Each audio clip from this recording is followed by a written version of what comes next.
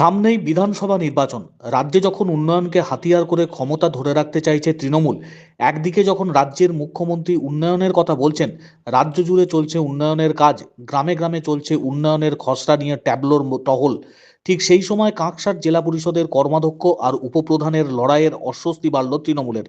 গন্ডগোলের সূত্রপাত কাঁকসার মলানদিঘি গ্রাম পঞ্চায়েতের আড়া এলাকায় জেলা পরিষদের আর্থিক সহায়তায় পথবাতি বসানোকে কেন্দ্র করে। জেলা পরিষদের কর্মাধ্যক্ষ সমীর বিশ্বাস রাজ্যের পঞ্চায়েত গ্রামোন্নয়ন ও সমবায় মন্ত্রী প্রদীপ মজুমদারের হোয়াটসঅ্যাপ গ্রুপে মলানদিঘি গ্রাম পঞ্চায়েতের উপপ্রধান বিশ্বরূপ চট্টোপাধ্যায়ের বিরুদ্ধে কাজে বাধা দেওয়ার অভিযোগ তুলে বিষয়টি লেখেন। উপপ্রধানকে না জানিয়ে কেন তিনি কাজ করেছেন সেই জন্য তাকে নানান থ্রেট দেওয়ার অভিযোগ তোলেন উপপ্রধানের বিরুদ্ধে। অন্যদিকে পঞ্চায়েতকে না জানিয়ে লাইট বসানোর কাজ কেন করা হয়েছে সেই প্রশ্ন তুলতেই সমীর বিশ্বাস অকথ্য ভাষায় গালাগালি করেন বলে অভিযোগ তুলেছেন মলানদিঘি গ্রাম পঞ্চায়েতের উপপ্রধান বিশ্বরূপ চট্টোপাধ্যায়। উপপ্রধান জানিয়েছেন তাকে না জানিয়ে কাজ করার জন্য বলতেই তাকে গালাগালি শুনতে হয়। এই বিষয়ে তিনি দলের ব্লক সভাপতি, জেলা সভাপতি ও তৃণমূলের সর্বভারতীয় সাধারণ সম্পাদক অভিষেক বন্দ্যোপাধ্যায়ের কাছে অভিযোগ জানান। যদিও জেলা পরিষদের কর্মাধ্যক্ষ সমীর বিশ্বাস জানান, এলাকার মানুষ তাকে জানায় যে রাস্তার মোড়ে অন্ধকার থাকায় অসামাজিক কাজকর্ম বাড়ছিল, সেই কারণে সেখানে আলোর ব্যবস্থা করার কথা জানান এলাকার মানুষ। সেই জন্য এলাকায় লাইট লাগানোর ব্যবস্থা করেন তিনি। প্রাক্তন উপপ্রধানকে সাথে নিয়ে এলাকার উন্নয়নের কাজ করতে গিয়ে এখন হুমকির শিকার হতে হচ্ছে তাকে। প্রাক্তন উপপ্রধানকেও হুমকি দেওয়া হয়। বর্তমান উপপ্রধানকে না জানিয়ে কেন কাজ করা হবে এই নিয়ে মা বোন তুলে তাকে গালাগালি করা হয়। তবে তিনিও তথ্য সংগ্রহ করে উপপ্রধানের বিরুদ্ধে উচ্চ নেতৃত্বের কাছে অভিযোগ জানাবেন বলে জানান। তৃণমূলের অন্দরের দ্বন্দ্ব দেখে কটাক্ষ করছে বিজেপি। বিষয়টা হচ্ছে কিছু গত পরশু আমি জানতে পারি যে আমাদের জেলা পরিষদের সদস্য মাননীয় সমীর বিশ্বাস মহাশয় একটি বাতিস্তম্ভ বসাবেন তার জেলা পরিষদের আর্থিক আনুকূল্যে বা আর্থিক সহযোগিতায়। জিনিসটা বিষয়টা শোনার পর আমি ওনাকে ফোন করি।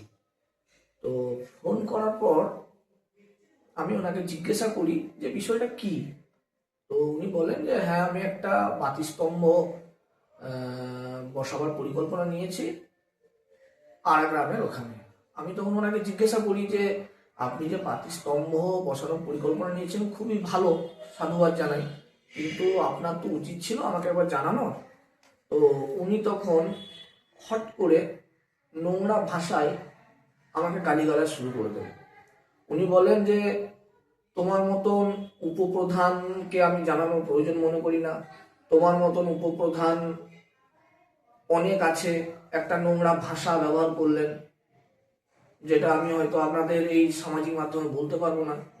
এবং তারপরে আরো যখন ঘটনার খোঁজ খবর নিই, জানতে পারি উনি সেই পরিবারের লোকের সাথে যোগাযোগ করে তার বাড়ির সামনে এই বাতিস্তম্ভটি বসাবেন ভাবছেন, যেটা নাকি একদম বিজেপি সমর্থিত ঘর।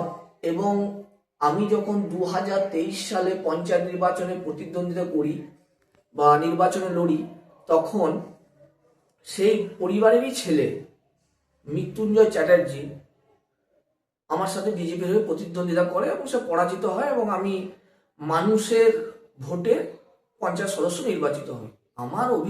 আমার অভিমানটা সেখানেই যে আপনি যদি বিজেপির লোকের সাথে যদি আলোচনা করে গ্রামে কাজ করেন, স্বভাবতই আমার মনে একটা কষ্ট হবে, একটা আঘাত লাগবে যে আপনি এত বড় একজন সিনিয়র মানুষ, তো আপনি এই কাজ কি করে করছেন। এইটুকুই আমার বক্তব্য ছিল ওনাকে। তো তার পরিপ্রেক্ষিতে উনি চরম গালিগালাজ, তোমার মতন একটা ড্যাশ উপপ্রধান এরকম গাদা আমার পেছনে ঘুরে বেড়ায়, আমি তোমাকে বলার প্রয়োজন মনে করি না, আমি একজনকে XYZ কে বলেছি, তো তার নামটা আমাকে বলেননি, আমি যার সাথে আলোচনা করে করার প্রয়োজন মনে করেছি, তোমাকে বলার কোনো প্রয়োজন নেই, তুমি যা পারো করো। এই বিষয়টা জানার পর আমি ব্লক সভাপতি এবং মাননীয় মন্ত্রীকেও আমি মেসেজ করে বিষয়টা জানাই, জেলা সভাপতিকেও জানিয়েছি এবং সর্বোপরি আমাদের যে দলের সর্বাধিনায়ক, আমাদের আইডল, আমাদের আদর্শ মাননীয় অভিষেক বন্দ্যোপাধ্যায় মহাশয়কে আমি লিখিত আকারে বিষয়টা জানিয়েছি। এবং ওনার মতন এত সিনিয়র লিডার কি করে এত বাজে নোংরা ভাষা, আমি ওনার থেকে অনেক বয়সে ছোট, কি করে যে উনি এই ধরনের ভাষা আমার বিরুদ্ধে ব্যবহার করলেন আমি জানি না, তার ব্যাখ্যা তিনি দিতে পারবেন। তবে এই জিনিসটাতে আমি খুব দুঃখিত এবং খুবই আমার খারাপ লেগেছে, তাই বাধ্য হয়ে আমি দলের যারা নেতৃত্ব আছে এবং দলের সমস্ত কর্মীদেরকে আমি বিষয়টা জানিয়েছি। আমার নাম বিশ্বরূপ চ্যাটার্জি, উপপ্রধান মলানদিঘি গ্রাম পঞ্চায়েত। যেটা বলেছেন সম্পূর্ণ মিথ্যে কথা।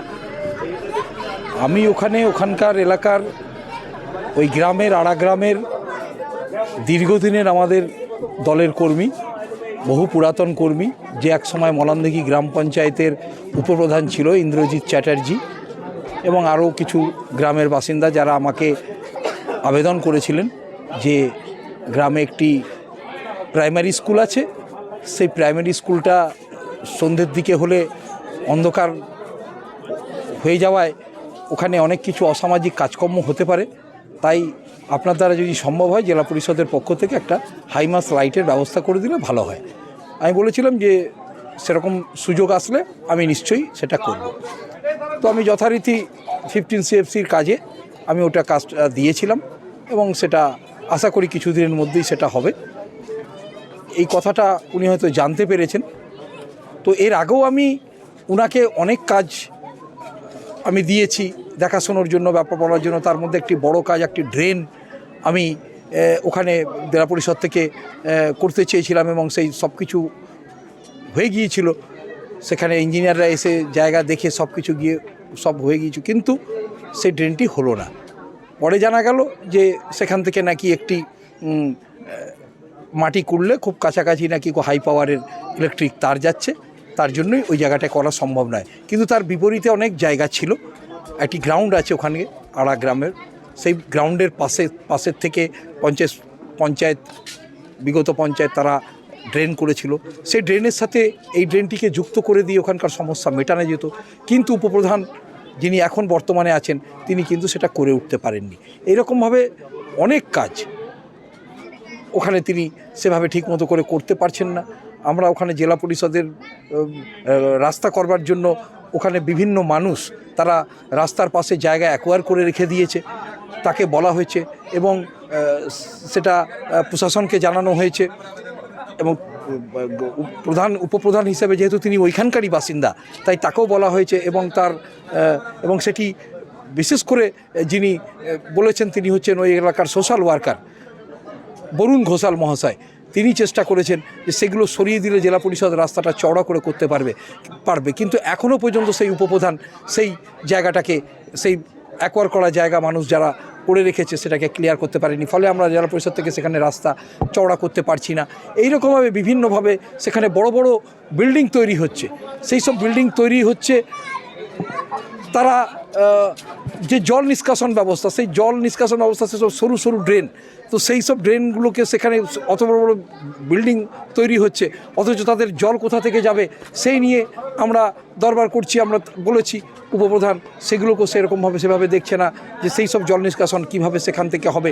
অনেক কাজ আছে আমরা যেটা অভিযোগ হচ্ছে যে এবং আমি পরবর্তী ক্ষেত্রে যখন ওই কাজটা হবে হঠাৎ করে উনি আমাকে ফোন করে উনি আমাকে প্রথমেই চেস করছেন, আমাকে না জানিয়ে আপনি এখানে কিভাবে কাজকর্ম কীভাবে লাইটের লাগাচ্ছেন। আমি বললাম যে ভাই, ওখানকার পুরাতন আমাদের দলের কর্মী এবং তৃণমূল মলানদিঘি অঞ্চলের প্রাক্তন উপপ্রধান ইন্দ্রজিৎ চ্যাটার্জি তিনি বলেছেন, এবং আরও কিছু মানুষ এই গ্রামের যারা বলেছেন যে এখানকে এই অবস্থায় এই স্কুলটাতে একটা লাইট দিলে খুব ভালো হয়, নাহলে এখানে অসামাজিক কাজকর্ম হতে পারে।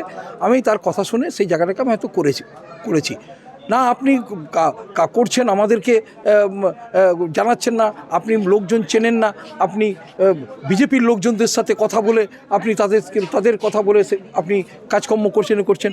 আমি বললাম যে কি কথা বলছো, সে বিগত দিনের উপপ্রধান ইন্দ্রজিৎ, সে কবে আবার বিজেপি হলো?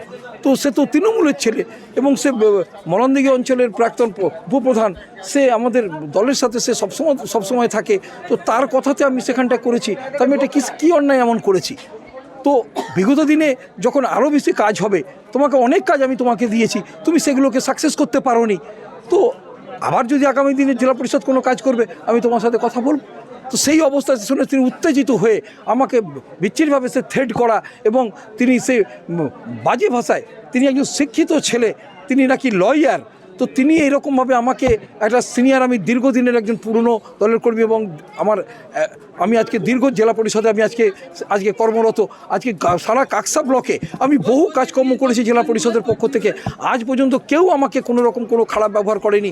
প্রতিটা জায়গায় আমি তৃণমূল কর্মী এবং যারা প্রশাসনিক স্তরে দায়িত্বে আছে তাদের সকলের সাথে কথা বলে শুধু আমার এলাকার অঞ্চল বলে নয়, পুরো কাকসা অঞ্চলের বিভিন্ন 7টা অঞ্চল থেকেই বিভিন্ন মানুষ আমার সাথে যোগাযোগ করে এবং তাদেরকে আমি কাজের জন্য ব্যবস্থা করে দিই এবং তাদেরকে জেলা পরিষদে নিয়ে যাওয়া এবং বিভিন্ন কাজ হয় এবং আরও যারা কর্মাধ্যক্ষ আছে তাদের সাথে আমি যোগাযোগ করে যাতে মানুষ সুবিধা পায়, জেলা পরিষদের পক্ষ থেকে কাজ পায়, আমি সেগুলো করে থাকি। আজ পর্যন্ত আমি কাকসা ব্লকে এই কাজ করতে গিয়ে আমার সাথে কারোর কোনো দিন বিবাদ হয়নি, কেউ বাজে কথা বলেনি, কেউ কোনো দিন আমাকে থ্রেটনিং করেনি, কেউ কোনো উচ্চস্বরে কথাবার্তা বলেনি, প্রত্যেকে এসে সহযোগিতা করছে না। আমি কারোর সাথে কোনো খারাপ ব্যবহার করেছি আজ পর্যন্ত আমার জানা নেই যে আমি কাউকে খারাপ ব্যবহার করেছি, এবং সেও যে আমার সাথে উত্তেজিত হয়েছে তার সাথে আমি খারাপ ব্যবহার করিনি, কিন্তু সে মিথ্যে কথা বলে সেই একটি কাগজ লিখে যেখানে আমার নামে যে কুকথা আমি বলেছি বলে লিখে তিনি পোস্ট করেছেন, এটা সম্পূর্ণ ভুল। এরকম কাজ আজ পর্যন্ত আমি করিনি। যদি এরকম কাজ করি আমার নামে অনেক দুর্নীতির কথা উল্টোপাল্টা কথাবার্তা বলেছেন কেউ, আমি দায়িত্ব নিয়ে বলতে পারি যদি আমার কোনো কাজকর্মে কোনো দুর্নীতির যদি কেউ প্রমাণ দিতে পারে আমি সঙ্গে সঙ্গে আমার পদ থেকে আমি পদত্যাগ করব, এই কথা পর্যন্ত আমি তাদেরকে বলেছি। তাই আমি চাই যে যে এইসব কথাগুলোকে বলছে সেটা পূর্ণ তদন্ত হোক যে সে ঠিক না আমি ঠিক, এই কথা আমি বলতে চাই। দেখুন, বিবাদ তো তৃণমূলের ভিতরে সর্বদাই আছে। আর সবচেয়ে বড় জিনিস যে আপনি মলানদিঘি গ্রাম পঞ্চায়েতের কথা বলছেন, মলানদিঘি গ্রাম পঞ্চায়েত দুর্গাপুর পূর্ব বিধানসভার অন্তর্গত এবং ওখানকার বিধায়ক রাজ্যের পঞ্চায়েত মন্ত্রী এবং সমবায় মন্ত্রী।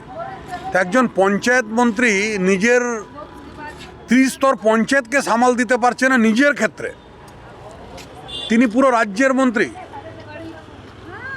এটা তো প্রশ্নচিহ্ন না? সাধারণ মানুষকে ভাবার দরকার।